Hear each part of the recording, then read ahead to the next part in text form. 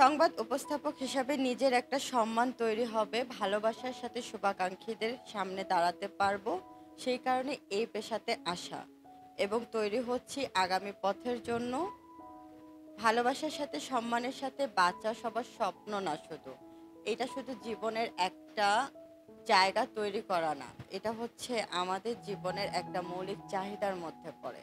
সেই চাহিদার জায়গা থেকে আমরা অনেকে চিন্তা করি আমাদের পেশাটা কি হওয়া উচিত।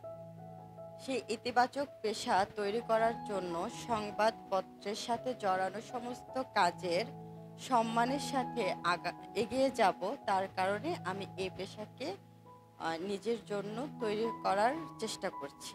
আমরা কখনো প্রাথমিক বিদ্যালয়ে না পড়ে কখনো উচ্চ মাধ্যমিক বিদ্যালয়কে পছন্দ করি না বা জীবনে আনি না।